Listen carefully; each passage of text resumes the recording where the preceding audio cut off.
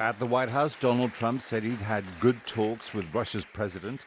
He dismissed Ukraine's leader as a man with no cards, and on a friendly radio station added Keir Starmer and Emmanuel Macron to his list of failures in Ukraine. We have Macron coming to see you for France and then Starmer for the UK this week to move forward. Yeah, but they didn't do anything either. The war is going on. There no meetings with Russia, no nothing. Right. You know, they haven't done anything. And Macron's a friend of mine, and I've met with the prime minister, and he's a very nice guy, but nobody's done anything. After they met here in Kyiv, Trump's envoy, Keith Kellogg, praised Volodymyr Zelensky as a courageous leader. That has been drowned out by Trump, who calls Zelensky a dictator who doesn't deserve to take part in talks to decide his country's future. In the government offices in Kyiv, I asked Ihor Brusilo, one of Zelensky's top advisors, about Trump's demolition of the certainties the US used to offer. President Trump said that Ukraine started the war the other day. What did you think when you heard that?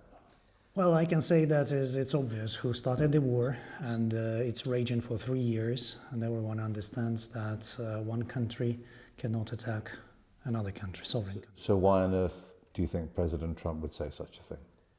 I don't think that was something that he really meant in terms of that Ukraine. You mean Ukraine attacked Russia? Well, he said Ukraine started the war. I mean, he did actually say that. No, I think that this was just maybe his understanding of the situation, but we have to be based on the facts. Is that why President Zelensky said that Trump was living in, to paraphrase, or the US, I should say, was in a disinformation bubble, essentially created by the Kremlin?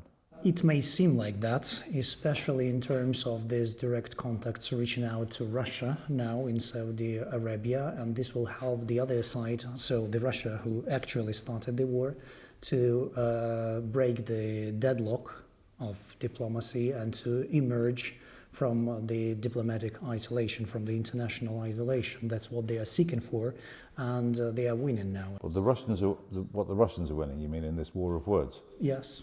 Can barely see daylight between Trump's talking points and Putin's talking points. I mean, that must be alarming for you. Well, it is alarming. I believe that not only for us, but for the world in general. But I believe that the position of a person is conditioned by the information that he receives. So you think if Zelensky speaks to Trump, he might be able to persuade him to change his mind on these things? I'm sure about that.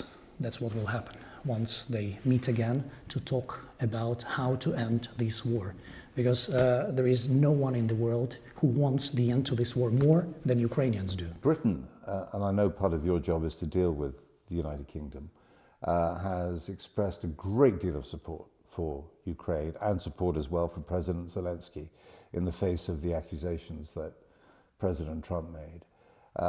However, Britain's military weakness is well known at the moment, lack of investment. I suppose you must recognize there are limits to what the UK is able to do. Is that correct? Those countries who understand the threat, the imminent threat, more than anyone else, are Nordic countries and Baltic countries. Why? Because it has happened to them before. So they know the threat and they increase their budgets. Same will happen to Britain.